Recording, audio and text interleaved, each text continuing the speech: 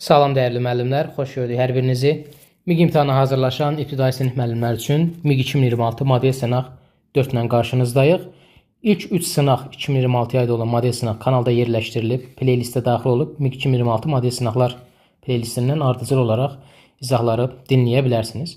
Ümumiyyətlə müəllimlər, bu model sınaqlar layihəmizdə biz məqsədimiz nədən ibarətdir?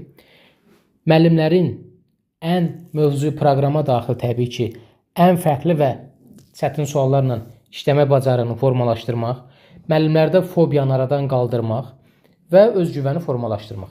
Belə deyək, tutaq ki, siz yaş məsələsi ilə bağlı 200 dənə məsələ işləyin. O 200 dənə məsələ də aşağı yuxarı bir-birinə bənzərdir. Biraz fərqli məsələ görəndə artıq ilişib qalırsınızsa, demək ki, siz o 200 dənə məsələni sadəcə əzbərləmisiniz, mahiyyətini dərk eləməmisiniz. Amma hər mövzu ilə bağlı, təbii ki, proqram daxilində fərqli sual, düşündürücü sual işləmək bizdə o fobiyanı aradan qaldırır. İmtahanda 3-4 dənə fərqli sual olur. Yəni proqrama aid, tutaq ki, sürət məsələsindən biraz geniş ola bilər. Növbəti ildə yaş məsələsi ilə bağlı biraz fərqli sual düşə bilər və s. Bunu aradan qaldırmaq. İmtahanda 16-17 sualı əksər müəllim yazır. İlişib qaldığı o 3-4 dənə sual olur. Məqsədimiz yenə deyirəm, o 3-4 dənə sualı düz yazmaqdır. Yaza bilmədiyiniz 3-4 sualı düz yazmaqdan ibarətdir. Buna görə bizim bu model sınaqlar layihəmizdə bu ənənə illərdir davam eləyir. Amma bundan əlavə olaraq kifayət qədər sadə, orta çətin tipli izahlar da kanalda yerləşdirilib. İmtahanda 4-5 sual çətin olur. Ona görə bax, diqqətli olmaq lazımdır. Qalanları normal olur. Vaxt itirmədən indi bu haqda danışdım. Hər model sınağın başlanğıcında ətraflı məlumat verirəm bu barədə. İndi keçək sınağımızın izahına. Burada məqsəd 10 sualda neçə səhv, neçə düz yox. Bu suallarla bir yerdə öyrənməkdir. Riyazi bazanı formalaşdırmaqdır. Riyazi yanaşmanı öyrənməkdir. Əzbərləmək yox. Başlayaq. Əli, Bəhram, Cavid və Davud yaşları bir-birindən fərqli olan 4 dənə dostdur. 4 nəfər dostdur. Qeyd eləyək baş hərflərini. Əli, Bəhram, Cavid və Davud. Bunları yazdıq. Bu şəxslərin yaşları ilə bağlı aşağıdakılardan məlumdur. Yaşı ən kiçik olan şəxs Əli deyil. Yəni bunların içərisində Əli ən kiçik deyil, digərləri ola bilər. Bəhramın yaşı Əli ilə Davudun yaşlarının ədədi ortasına bərabərdir. Bu bizim sonra baxacağımız cümlədir. Açar cümlə buradadır. Əli 1948-ci ildə, Bəhram isə 1945-ci ildə anadan olmuşdur. Bu informasiyaya əsasən biz deyə bilərik ki, Bəhram Əlidən 3 yaş böyükdür. Onda Əlinin yaşını x götürsək, Bəhramın yaşını götürərik, x üstə gələk 3. Hardan aldıq? Çünki Əli 1948-də, Bəhram 1945-də. Demək, Bəhram 3 yaş böyükdür. Tamam, bu aydındır. İndi Bəhramın yaşı Əli ilə Davudun yaşlarının ədədi ortasına bərabərdir. X üstə gələk 3. Nəyin ədədi ortasıdır? Demək, 2-yə vuracaq bunu. 2 vurulsun, x üstə gələk 3. Bu da bərabər 2x üstə gələk 6. 2x üstə gəl 6 da Əli və Davudun yaşlarının cəmiymiş. Onda 2x üstə gələk 6-dan da x-i çıxanda burada qalır x üstə gələk 6. Bu nə ilə bağlıdır? Ədədi ortanın qayda qanunu biliriksə, burada bir çətinliyimiz yoxdur. Ədədi orta nə idi? Cəmin saya bölünməsi. İndi burada x üstə gəl 3 ədədi ortadır. Ədədi orta nəyin yarısıdır? 2-yə vuracaqsan. 2x üstə gəl 6. 2x üstə gəl 6 nədir? Əli və Davudun yaşları cəmidir. Onda bunun Əlinin yaşı x isə Davudun yaşı x üstə gəl 6-dır. Həqiqətən də yoxlasaq, x ilə x üstə gəl 6-nı toplayıb 2-yə bölsək, x üstə gələk 3-ü alarıq. Əla, bunu da müəyyənləşdirdik. İndi gəlirik burada Cavidin yaşını müəyyənləşdirməyə. Bizə də burada deyir ki, yaşı ən kiçik olan şəxs Əli deyil. Biz burada Bəhram yaşı var, Davudun yaşı var, Əli də bunlardan kiçikdirsə və ən kiçik Əli deyilsə, demək avtomatik olaraq Cavid bizdə ən kiçik şəxs olur. Ən kiçik şəxs Cavid olur. Və sonda Cavidin yaşını necə müəyyənləşdirəcəyik? X üstə gəl 3 ilə x üstə gəl 6-nın arasında x üstə gəl 4 filan, bu dedik ki, 50-dən böyük olur. Ona görə ən kiçik yazacağıq. Amma elə kiçik götürməliyik ki, Davudla Cavidin arasındakı fərq də ən az olmalıdır. Yəni Cavidi çox az götürməyəcəyik. Ona görə 50-dən cəmi 1 yaş az götürəcəyik. X minus 1. Burada yazıram. X minus 1. İndi deyəcəyiz, müəllim, niyə x minus 1, x minus 5 olsun, x minus 7 olsun? Prinsip olaraq yaza bilərik. Onda yenə də Caviddən kiçik olur. Amma Davud ilə Cavidin yaşları arasında fərqin ən az olması üçün bunu çox kiçik götürmürük. İndi fərq nə qədər olar? Davudun yaşından bu x üstə gələk 6-dan Cavidin yaşını çıxaraq çıxılsın x minus 1-i. Bu da bərabərdir. X üstə gələk 6 çıxılsın x üstə gələk 1. X-lərimiz də gedər. 6 ilə də 1-in cəmi elədi 7. Demək fərq burada 7. Gördüyünüz kimi burada hesablamadan daha çox ifadə qurmaq vərdiş önəmlidir və sonda nəticəyə varmaq. Növbəti sualımız qalıqlı bölmə ilə bağlı maraqlı bir sualdır. A ədədi verilib 3 vur, 4 vur, 5 vur, 6 vur, 7 üstə gələk 12. B ədədi verilib 2 vur, 3 vur, 4 vur, 5 vur, 6 üstə gəl 9. Olarsa A ədədinin 20-yə, B ədədinin 4-ə bölünməsindən alınan qalıqların cəminin öz rəqəmləri cəminə bölünməsindən alınan qalığı tapın. Bu sonra baxacağımız hissədir. Əvvəlcə A ədədinin 20-yə bölünməsindən alınan qalığı tapaq. Və siz yəqin ki, burada 3-ü, 4-ü, 5-i, 6-nı 7-yə vuracaqsınız, üzərinə 12-ni gələcəksiniz. Prinsip olaraq həll eləmək olar o qayda ilə. Amma heç cür, belə deyək, səmərəli üsul deyil.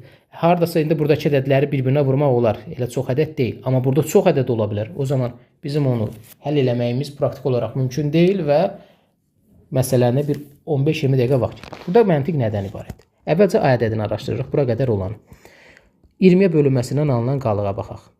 Baxın, bura qədər olan hissə var ha, dəyərli müəllimlər.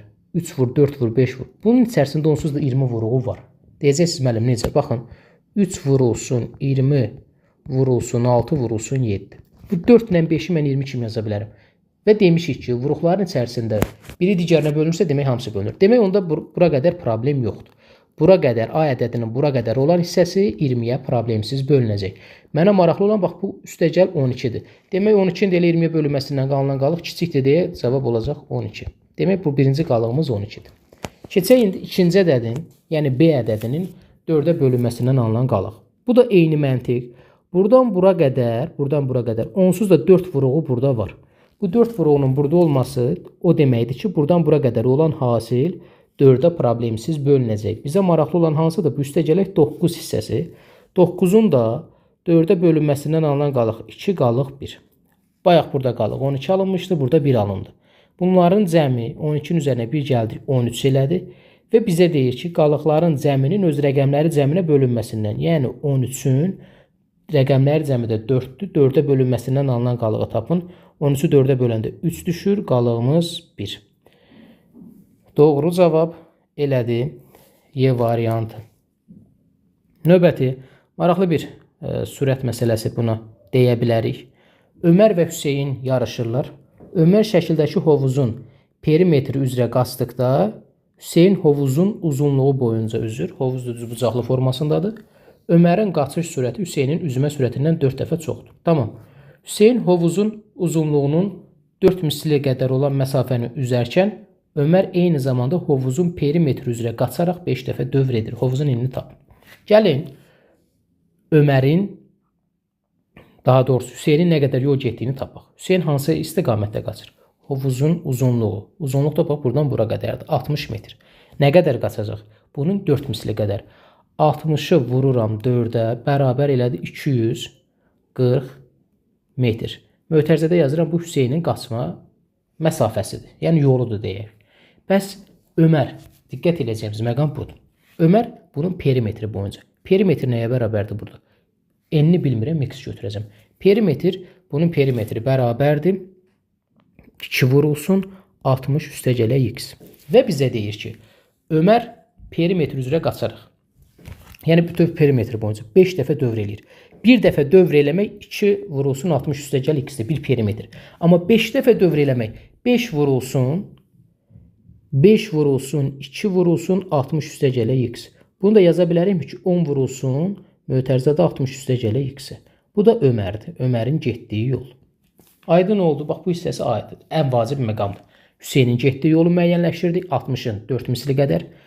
Ömərin getdiyi yolu müəyyənləşdirdik. Perimetrin 5 misli. Perimetr 2 vurulsun 60 üstə gələk x-dir. Bunun 5 misli də 5 vurulsun 10 üstə gəl 60 üstə gələk x. Əla. Ömər və Hüseynin getdiyi yolu bilirəm. Yəni yolların uzunluqlarını bilirəm. Sürətlərini də mənə özü şərtdə verib.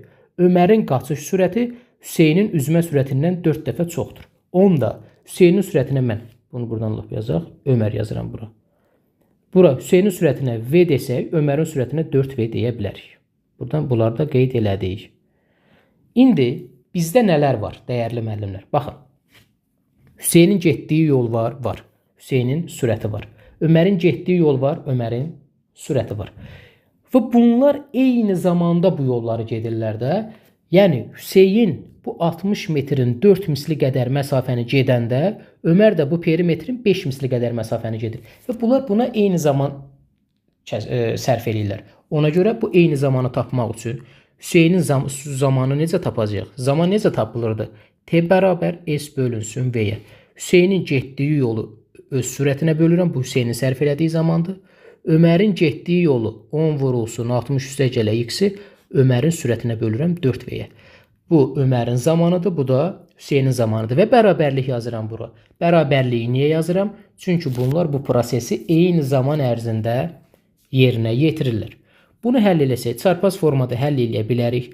Amma daha rahat bir qayda sizə göstərəcəm. Bu birinci kəsrin məxrəci V-dir. İkinci kəsrin məxrəci 4V-dir. Ona görə birinci kəsrin məxrəcini də 4V kimi yazsaq, 4V necə yazacağıq? 4V, 4-ü bunu V-yə bölüb sürətə vuracağıq. Adi kəsin elə bil məxrəcini 4V kimi yazırsan. 4V bu da eləyir 4 dəfə 240, 960 bərabərdir. 4V, burada da yazırıq 10 vurulsun 60 üstə gələk x. Vacib məsələ, müəllimlər kəsirlərdə bunu xüsusi qeyd eləmişik. Bu formada bərabər kəsirlər hansılardır? Məxrəci və sürəti bir-birinə bərabər olan kəsirlər. Burada məxrəcilər bir-birinə bərabərdirsə, demək sürətlər də bir-birinə bərabər olacaq. Yəni yazıram bura 960 bərabərdir. 10 vurulsun 60 üstə gələk x. Sıfırlar hər tərəfdən gedir. 96 bərabərdir 60 üstə gələk x. Buradan da x bərabər 36. Məndən də soruşur hovuzun eni. Hovuzun eni də 36 metr imiş. Gözəl bir sualdır. Doğru cavab C variantı. Yəni, sən bu məsələni yaza bilirsənsə, mən sənə demirəm imtahanda bu sual düşəcək. Amma bir şeyi sənə 100% deyirəm. Əminliklə deyirəm ki, sənin beynin hazırlıq prosesində bu tipli suallarla zənginləşəndə, yanaşmanı öyrənəndə imtahanda sürətin digər növü düşsün. Başqa qarışıq nəsə düşsün, ötəsindən gələcəksən. Bax, məntiq əsas bundan ibarət olmalıdır. Növbəti faiz məsələsi. Faiz məsələsi bilirsiniz ki, son illərdə artırılan bir mövzudur proqrama. Qrupdakı tələbələrin 60% oğlan, 40% isə qızlardır. Qızların sayını 30% artırdıqda, oğlanların sayını neçə faiz azaltmaq lazımdır ki, qrupdakı tələbələrin əvvəlki sayı dəyişməz qalsın. Baxın, dəyərli müəllimlər. Bu tipli məsələləri x ilə yaza bilərik, problem yoxdur. Amma daha sadə bir qayda demişəm hər zaman. Əgər bizdə necə faiz dəyişmək lazımdır ki, necə dəyişmək lazımdır deyəndə, başlanğıcda olan hər bir şeyi 100 götürməkdə faydamız var. Bəs niyə 100? Maraqlı sualdır. Çünki 100 yeganə ədəddir ki, 100-ün istənilən faizi həmin ədədin özü bərabərdir. Məsələn, 100-ün 60%-i 60 deməkdir. Hardan alınır? 100 vuru 60 bölünsün 100. Və hər dəfə bunu yazmağa ehtiyac yoxdur. Elə birbaşa 60. Ona görə məsələn 100-ün 60%-i 60-dır, 100-ün 40%-i 40-dır, 100-ün 70%-i 70-dir. Buna görə.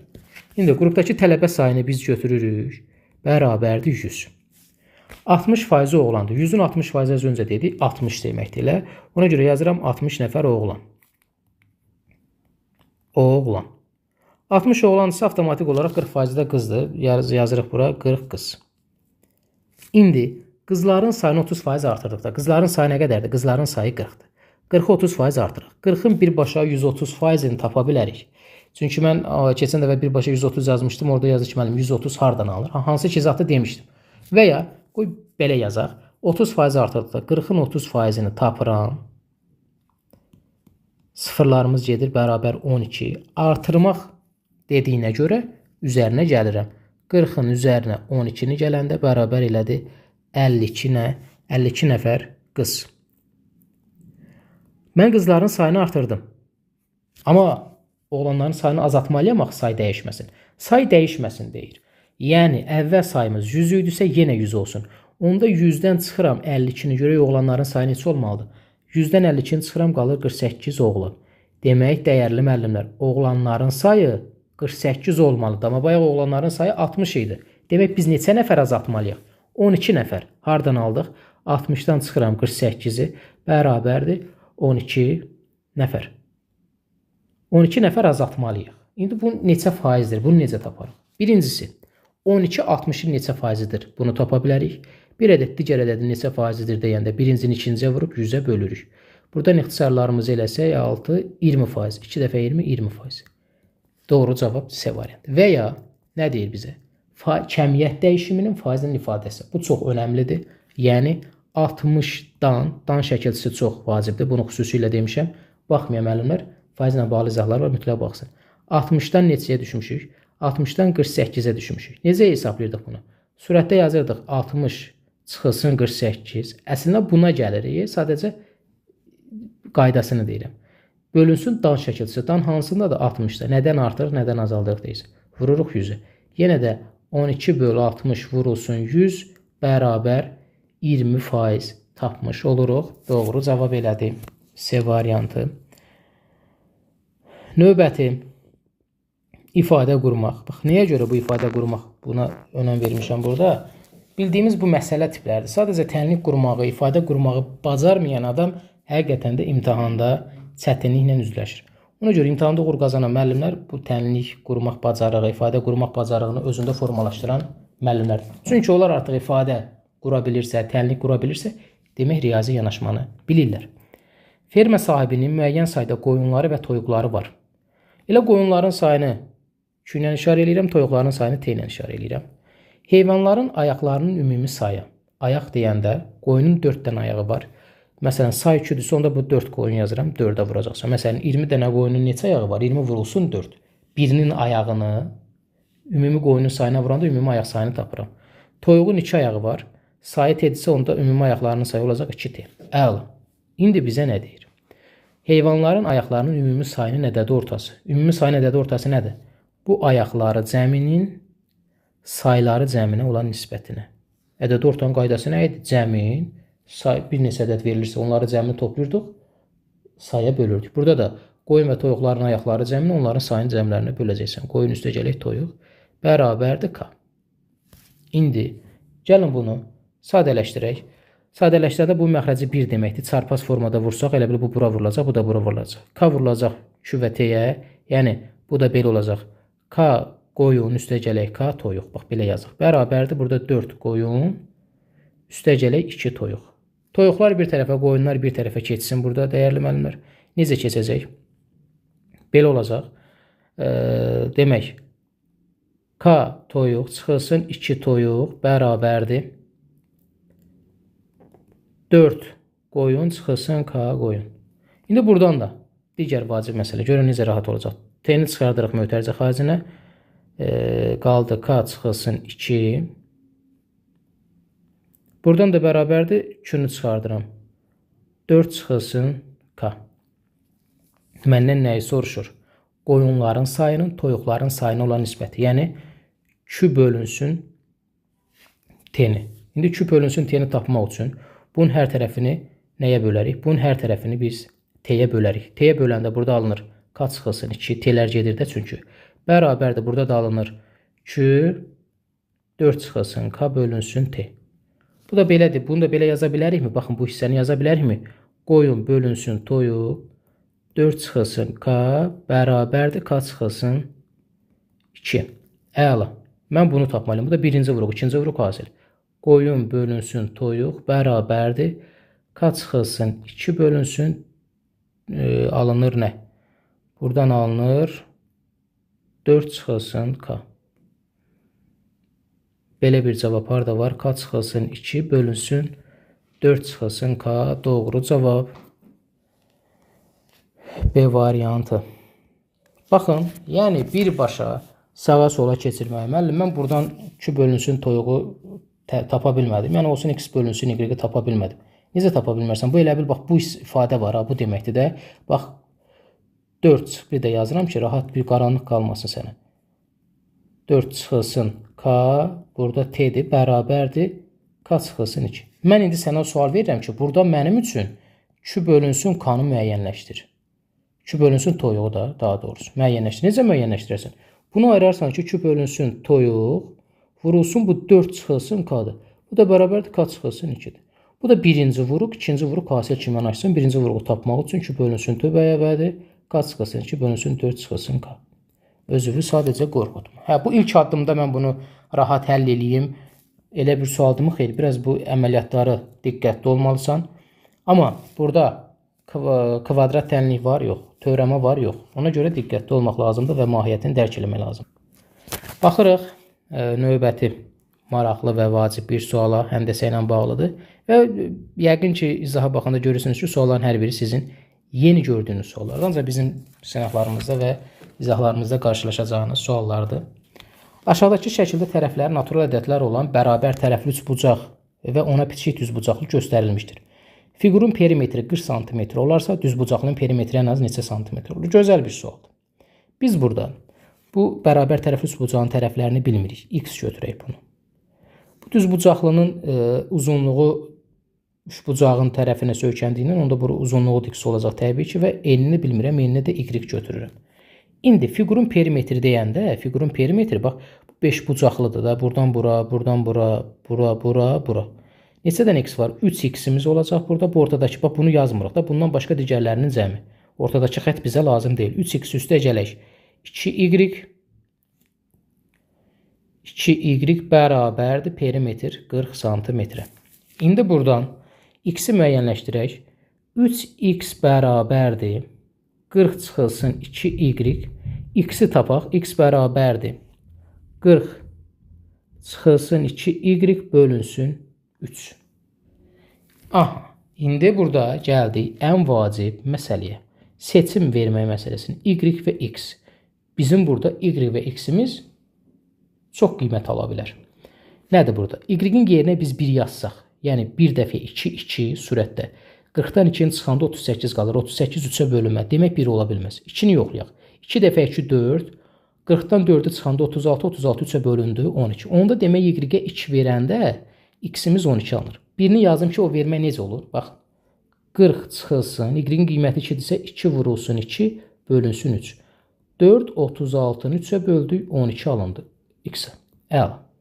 Yoxlayırıq. Y-ə 3 versək alınmır. Baxın 3 dəfə 2 6 eləyir. 40-dan 6-nın çıxanda 34 3-ə bölünmür.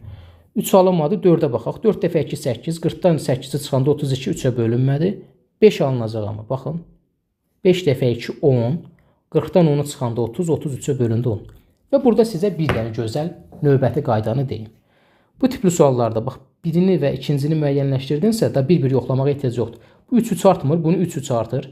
Bu 2 azalmır, bunu da 2 azaltır. Bax, 2, 5, 8, 3 gəldi. Onda bunu 2 azaldacaqsan, burada elədi nə qədər? 8.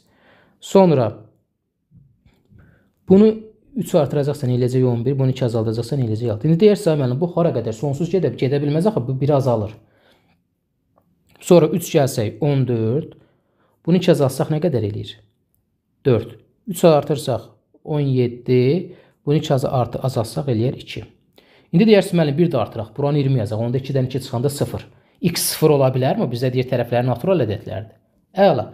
Demək bizdə, bax, bu fiqurun verilən tərəflərində y və x bu qiymətləri ala bilər. Yəni, biraz çoxdur. Bizdən soruşduq odur ki, düzbucaqlının perimetri. Düzbucaqlının perimetri də hansı idi? Düzbucaqlımız belə idi də. Bura y idi, bura x idi. Perimetri necə tapılırdı? 2 vurulsun, x üstə gələk y. İndi x və y-in yerinə burada, perimetri buradan bir də yazıram. 2 vurulsun, x üstə gələk y, x üstə gələk y. İndi, dəyərli müəllimlər, bu x və y-in yerinə buradakı rəqəmləri və ya ədədlərin hansını yazanda ən kiçik olacaq? Elə baxanda görürük ki, bu birincidən 2 və 12 olan halıdır. 2 vurulsun, 2 üstə gələk 12, 14 eləyir, 14-ü 2-yə vuran 28. Cavab B variantında. Məsələn, 5 ilə 10-u götürə bilmərik. 5 ilə 10-u götürsək 15 eləyər, 15 ilə 2 30 eləyər. 8 ilə 8 16 32 eləyər, 11 ilə 6 34 eləyər. Ən kiçik hal demək 2 ilə 12-dir. Ən çox hal desə 17 ilə 2 olardı. 17 ilə 2 19, 19-u 2-yə vuranda 38. Görürsünüz ən böyük hal. Demək ən kiçik hal hansı da burada 28. Gözəl, mükəmməl bir sual idi. 7-ci sualımız, bu da gözəl bir sualdır. A, B, C, D, Y, F, G, H, J fərqli rəqəmlərdir. Mühakimə tipli bir sualdır. Bizə deyir ki, 3 rəqəmli ədədlərin cəminin ala biləcəyi ən böyük qiyməti, ala biləcəyi ən kiçik qiymətinə neçə vahid çoxdur? Ədədlərimiz bunlardır. A, B, C, sonra D, Y, F və G, H, J.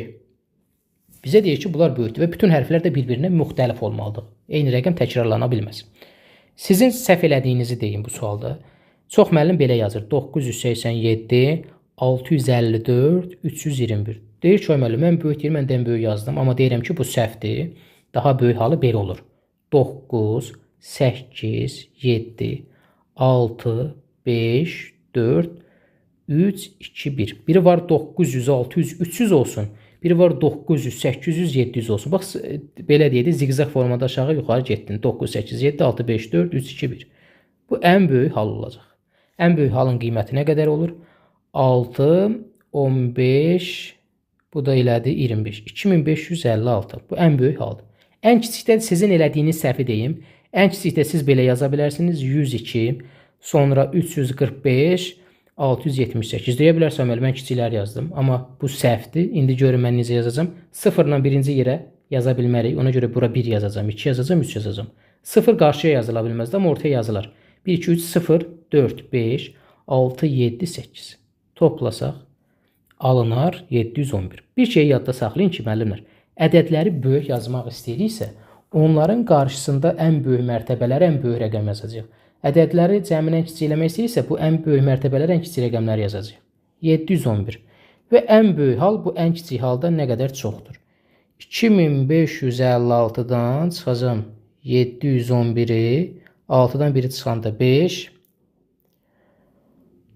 Burada qaldı 5-dən 1, 4. 15-dən 7, 8845. Gözəl bir sual idi. Yəni, mühakimə ilə bağlı. Burada da özünüz də gördünüz. Bunlar səhv haldır. Yəni, bu sizi çaşdırmasın. Səhv halını da yazdım ki, səhv və düzü qarşılaşdıra biləsiniz. Növbəti olduqca maraqlı bir KTR məsələsidir. Axını şəkildə də görürük bunu. Axıntı sürəti sabit olan çayda Sərxan sabit V1 sürəti ilə A nöqtəsindən sahilə paralel olaraq çay axını istiqamətində üzməyə başlayanda, bu çaydır, elə bu da çayın qırağında olan bir torpaq yoldur. Başlayanda qardaşı Ceyhun sahildə onunla yanaşı sabit V2 sürəti ilə eyni istiqamətdə gəzməyə başlayır. Sərxan adam 8 dəqiqəyə B-yə çatır. Buradan B-yə çatır. 8 dəqiqəyə. 8 dəqiqəyə çatandan sonra dayanmadan B-yə dayanmadan geri dönərək 12 dəqiqəyə A-ya çatır. Bu müddət ərzində A-ya çatdıqda Ceyhun ancaq B nöqtəsinə, bu Azərbaycan dili qaydasıdır da, yəni ancaq B nöqtəsinə çatır. O deməkdir ki, Sərxan gedir, qayıdır. Bu müddətdə Ceyhun ancaq çatsa bura çata bilir bu müddət ərzində. Bu niyə belə olur? Yəqin ki, Ceyhun aşağı sürətlə gedir. Sərxan burada çayın daha sürəti var, gedəndə daha sürətlə gedir. Biraz qaydanda özü belə deyək də bir əziyyət çəkir. Bu isə yavaş-yavaş gedir. Əla, bu necə həll edirik? Heç nə yoxdur, məsafə yox və s. və ilaxır. Tənliklə gedə bilərik, ifadə yenə dediyim kimi. O biraz daha çətin olar. Daha rahat yolu nədir? Baxın, 8 dəqiqəyə və 12 dəqiqəyə. Sərxan 8 dəqiqəyə gedir, yuxarıda Sərxandır. Bax, bura Sərxandır. 8 dəqiqəyə qayıdır. 12 dəqiqəyə qayıdır. Bu zamana eyni vaxtda bölünən bir ədəd tapaq. Hansı ki, bu ədəd bizim məsələdə bizim məsafəmiz olsun. Müəllim, 12 ilə 8-ə 48 bölünür, 96 bölünür. Tamam, yaza bilərik, amma kiçiyə də götürək də. Elə 24 götürək, yolumuz olsun 24. Az ədəd daha rahat deməkdir. İndi diqqət edəcəyimiz məqam. Gəlir indi KTR-in qayda qanunu. Sərxan gedəndə çay axın istiqamətində üzməyə başlayır. Bu o deməkdir ki, Sərxan 8 vurulsun. Sərxanın sürəti V1-dir. Çayın sürəti də bizdə bilmirik nə qədərdir. Ona görə yazıram V1 üstə gələk çay bərabər 24. Niyə bunu topladıq? Çünki axın istiqamətində deyir. Axın istiqamətində getmək, axın ilə getməkdir. Axına doğru getməkdir. Burada da sürətlər toplanır. Buradan alaraq V1 üstə gələk çay bərabər 24-ü 8-ə böldük 3.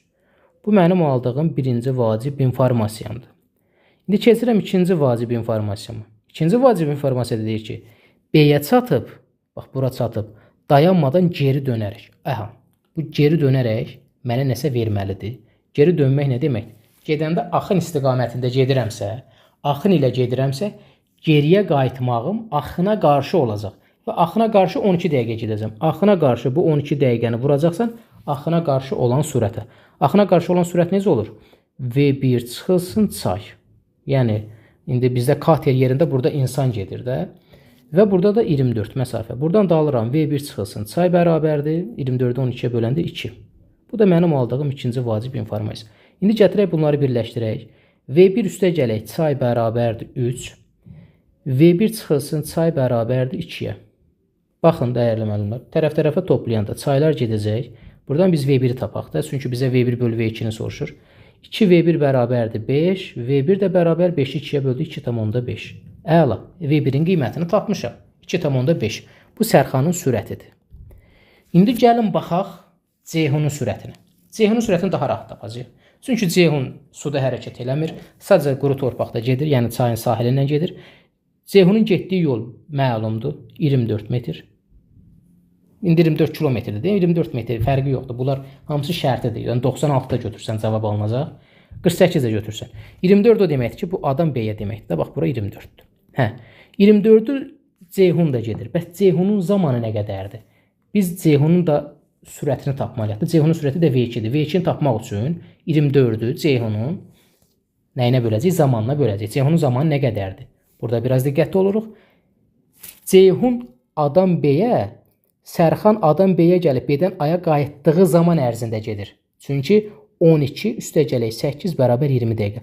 Bu 20 dəqiqə ərzində yuxarıda Sərxan B-yə gəlir, təzədən B-dən Aya qayıdır. Amma bu 20 dəqiqə ərzində Ceyhun ancaq buradan başlayır, gəlir bura. 20 dəqiqə. Ona görə 24-ü də buradan bölürəm 20-yə. 24-ü də 20-yə böləndə alınacaq 1,2. Bu da V2-nin qiymətidir. Yəni Ceyhunun sürəti. Məndən soruşur ki, V1 bölünsün V2, gözəl. Buradan 2,5 bölünsün 1,2-yə. Sürət və məxrəc onluq kəsir şəklindədir. Biz sürət və məxrəci 10-a vursaq, yuxarıda alınır 25, aşağıda alınır 12. Nisbət 12-də 25. Belə bir cavab harada var? Belə bir cavab var D variantında. Yəni 12-də 25. Gözəl bir kater məsələsi idi. Sənə bu katerimi düşəcək? Yox. Amma sən bununla bağlı bu məsələləri düşünə bilirsənsə, demək katerin bu və ya digər tiplərində də bir problemin qalmayacaq. Növbəti maraqlı bir sual fəza fiqurlarından bağlıdır. Təkliflərin neçəsi doğrudur? M kubun yan tillərinin sayı. Kubun yan tilləri, baxaq görək, kub hansıdır? Kub budur. Bütün üzləri bərabər olan, baxın, bütün üzləri kvadratdır bunun. Yan tilləri deyəndə 4 dənə yan tili. Bax, 1, 2, 3, 4. Demək 4 dənə yan tili var. Yazıram bura, M bərabərdir 4. Kuboid. Kuboidin adı sizi çaşdırmasın. Düzbucaqlı paralelopiped eyni şeydir. Yəni, bəzi suallarda kuboid olur, bəzi suallarda düzbucaqlı paralelopiped eyni anlayışdır. Bəs kuboid hansıdır? Kuboid dediyimiz, baxın, bu fiqurdur. Yəni, düzbucaqlı paralelopipeddir. Bu da bütün üzləri düzbucaqlılardan ibarət, yəni kvadratlar deyil. Və burada, müəllimlər, bizdən bunun üzlərinin sayını. Ümumiyyətlə, yadda saxlayın, kubun da, kuboidin də üzləri, yəni tam üzləri söhbət gedir. 6 dənədir. Baxın, yuxarı, aşağı, arxa, qabaq, sol, sağ. Demək, 6 dənə üz. Onda M bərabər 6 olacaq. M bərabər 6. Bunlar müəyyənləşdirdik. İndi 5 bucaqlı prizmanın təpələrini say. Mən bunlar görürsünüz, konkret yazmıram. Birbaşa əzbər yazmıram. Hər birini şəkili çəkib göstərirəm ki, siz görəsiniz ki, bunlar nə deməkdir. 5 bucaqlı prizma. Burada prizmanın təpə nöqtələrinin sayı 2n düsturunun hesablanır. 2 vurulsun 5 10 eləyər. Amma tutaq ki, bu 2n yadımızdan çıxıb. Biz bu prizmanın mahiyyətini bilməliyik. Prizmanın oturacaqları hər hansı çox bucaqlı olur, bax bu formada. Belə bir oturacağın növbəti burada bitişir, hə.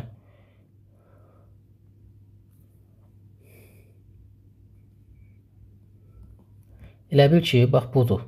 Ola bilər mən tam simmetrik çəkmədim, amma mahiyyətini başa düşdünüz də. Bax, bu da 5 bucaqlı prizmadır. 5 bucaqlı prizmanın təpələrinin 2n-liyə hesablanır. Çünki 5 dənə təpə yuxarıdadır. 1, 2, 3, 4, 5. 5 dənə təpə də aşağıdadır. 1, 2, 3, 4, 5. 5, 5, 10. Demək onda buradan da bildik ki, K da bərabərdir 10-a. Bu da buradan 10. Artıq şəkillər silə bilərəm. Hamısını gördünüz ki, bu nədir, nə deyil. Biz indi qalır digər şərtlərə baxmaq. Nə bizə nə deyir? n ədədi m-dən 50% böyükdür. N ədədi 6, 4-dən. Bir ədəd digər ədəddən neçə faiz çoxdur deyəndə bizim burada qaydamız belə idi. Necə hesablayırdıq? 6 çıxılsın 4, 6 4-dən deyir, dən şəkilçisi 4-dədir. Bölürdük 4-ə, vururduq 100-ə. Yəni hər zaman bu dəyişim, kəmiyyət dəyişiminin faizlə ifadəsi adlanır. Yuxarıda 2, aşağıda 4. Ya da ixtisar eləsək bu 25. 6-dan da 4-ü çıxanda 2 qalır. 2-ni 25-ə vuranda 50%. Bəli. Demək 1 doğrudur. 2-yə baxırıq. N ədədi K-nın 60%-idir. N ədədi 6-dır. 6 görək onun neçə faizidir. Bir ədəd digər ədədin neçə faizidir deyəndə birinci ədədi ikinciyə bölüb 100-ə vururuq. Vurursan 100-ə. Onlar gedir, qalır 10. Onu da vuranda 6 elədi 60. Demək bu da doğrudur. 3-ə baxırıq. K ədədi m-in 0,4 hissəsidir. K ədədi, yəni 10 m-in 10-u 4-ə böləndə bir ədəd digər ədədin neçə hissəsidir deyəndə sadəcə birincini ikinciyə bölürük. 10-u 4-ə böləndə alınır nə qədər? 2,5. Burada əksər müəllimlər çaşır. Elə bilir ki, 0, 10 və 4 var, elə 0, 10 da 4 eləyir. M ədədi K-nın 0,4 hissəsidir. K ədədi m-in yox. Demək bu səhvdir. M bərabərdir m çıxılsın K. M bərabərdir nəyə? N-imiz 6-dır. 6 bərabərdir 10 çıxılsın 4-ə. Onun da qiyməti K-dır. Yəni K çıxılsın m olmalıdır. Amma burada m çıxılsın K-dır. Görürsünüz? Elementar diqqət edəcəyimiz məqam var. Demək doğru olanlar 1 və 2-dir. İkisi doğrudur bizdən. Neçə sayı soruşur? Elədir B variantı. Növbəti, baxın bu sualımız bölünmə əlamətləri. Gözəl bir sualdır. Yəni biri var sənin sualda konkret olaraq versin ki, aşağıdakı ədədlərdən hansı 4-ə bölünür, hansı 3-ə bölünür. Bir də cədvəl formasında əlaqəli, sintezli, analizli bir sualdır. Sadəcə diqqət və məsuliyyət olmalıdır hazırlıq prosesində ki, bu tipli sualların ötəsindən gələsən. Burada 4-ə bölünənlər və 5-ə 6-ya bölünənlər, bölünənlərin qabağına müsbət işarəsi, bölünmə olmasa mənfi işarəsi yazılıb. Buradan fərqli yerlərdən başlaya bilərik. Məsələn, hardan başlamaq bizə sərf eləyir? Bax, 63 C-dən bu üstə gəl yazılıb. Çünki bunun kəsişməsi müsbətdir. Demək, burada 4-ə bölünmə əlaməti də son 2 rəqəmidir. Demək, 63 C-də əvvəlcə 4-ü araşdırırıq. 4-ə bölünməsi üçün C ya 2 olmalıdır. C ya 2 olmalıdır ya da 6 olmalıdır. Niyə? Çünki son 2 rəqəmi 32 və 36 olanda 4-ə bölünür. Amma burada eyni zamanda 6-ya da bölünməlidir. Amma diqqətli oluruq. Görək 632 və 636-dan hansı 6-ya bölünür? 6-ya bölünməsi üçün 2-yə və 3-ə bölünməlidir. İkisi də 2-yə bölünür onsuz da. Gəlin 3-ə bölünməni yoxlayaq. 6, 3, 2, 5 cəm 11 elədir. 6, 6, 12, 15 elədir. Bu bölünür, bu bölünmür. Demək biz 2-ni götürə bilmərik. Ona görə C-nin 6 olduğunu müəyyənləşdirdik. Əla. Demək C-miz 6-dır. Bura yazdıq 6. Yəni C bərabər 6. Əla. C-nin 6 olduğunu müəyyənləşdirdik. İndi gəlib bura çıxa bilərik. Burada gətirib 6 yazıq. İndi bura ilə işləyəcəyik. 5, 6, A. Ədəd budur. C-nin yerinə yazdıq. 4-ə bölünür. 4-ə bölünməsi üçün bunun sonu ya 0 olmalıdır, ya 4 olmalıdır, ya da nə olmalıdır? 8 olmalıdır. Niyə? Çünki 4-ə bölünməsi üçün 60, 64, 68. Amma burada da 5-ə bölünməmə göstərilib. Demək, orada 0 avtomatik çıxdı. 0 ola bilməz. Demək, 4 və 8 ola bilər. Yəni, belə ola bilər ədədimiz ya 564 ola bilər, ya 568 ola bilər. Yenə eyni zamanda burada 6-ya bölünməmiz də var. 6-ya da bölünmə rəqəmlərinin cəmi, daha doğrusu həm 2-yə, həm 3-ə bölünməlidir. 2-yə onsuz da bölünür. 3-ə bölünmək üçün də rəqəmlərinin cəminə baxaq. Burada rəqəmlər cəmi 15-dir. Burada da 5 ilə 6, 11, 19-dur. Demək, bu olmayacaq. Demək, 8 olmur. Qalır bir dənə 4. Demək, A-nın da qiymətini 4 tapdıq. Bura yazıram 4. A-nı 4 tapmışıq. Qaldı bizdə burada B-nin qiymətini tapmaq. Buradan da bu 44, 44. A-nın da yerinə qaldı bu ədəd. Bu ədəd 4-ü onsuz da bölünür. 5-ə də bölünməsi üçün nə olmalıdır? B ya 0 olmalıdır, ya da 5 olmalıdır. Görək, elə bir ədəd 440 kimi düşünəcəyik, bir də 445 kimi düşünəcəyik. Belə olan halda 4-ə də bölünür, 5-ə də bölünür. Müsbət yazılıb. Amma eləyək 6-ya bölünməyən olsun. 6-ya bölünməməsi üçün nə olmalıdır? 6-ya bölünməməsi üçün nə 2-yə, nə də 3-ə bölünməlidir. Bu olan halda ədəd 2-yə bölünür, 3-ə də bölünür. Amma biz burada götürəcəyimiz hal 445 yazsaq, 445 yazsaq nə olacaq? A. Biz burada B-ni heç 0,5 götürə bilmərik, müəllimlər. 5-i 0,5 götürə bilmərik ki. B ancaq 0 ola bilər. B ancaq 0 olar. Nəyə görə ancaq 0 olar? Çünki burada biz B-yə 5 yazsaq, bu 445 eləyir. 445. Bunun son 2 rəqəmi 4-ə bölünmür axı. Demək, heç 5-i yoxlamağa ehtiyac yoxdur. Bir rahatçılıqla çıxır burada. Ancaq 0. Demək, B-miz də bərabərdir 0. Bizdən A üstəgəl, B üstəgəl C-ni soruşur. 6 üstəgəl, 4 üstəgəl 0. Mükəmməl bir sual idi. Deyə bilərsiniz, müəllim, mən birinci buradan başladım və s. yaza bilərsiniz. Heç bir problem yoxdur. Bu qədər dəyərli müəllimlər. Həqiqətən də şanslısınız ki, bu sualları işləyirsiniz. Bu suallar sizdə ruh düşkünlüyü yaratmamalıdır. Bizim model sınaqlar layihəmiz, ənənəmiz bu il deyil, artıq 2023-dən bu yanadır və elə başladığımız ildən də ən fərqli illərə uyğun olaraq 2023, 2024, 2025. 2024, 2025 hamısı playlistdə var. Baxın, görün, orada da necə bir-birinə rəngarəng suallar var. Məqsəd sizin artıq tam imtahana özünüzü hazır hiss eləməyinizdir. Yəni, ağlınızda bir sual qalmır. Vüsal müəllimin sınaqlarını, bu model sınaqlarını yazanı da qoyuram kənara. Mahiyyətini başa düşən adamın 100% deyirəm ki, bax, bu suallardan sonra riyaziyyat adına imtahanda bir problemi qalmır. Bu qədər müəllimlər endirimli qruplarımıza, onlayn qruplarımıza qoşulmaq istəyən müəllimlər həm MİQ, həm də sertifikasiya isə bu nömrə ilə əlaqə saxlaya bilərlər. Hər birinizə uğurlar arzulayıram. Növbəti izahlarımızda görüşərik. Hələlik.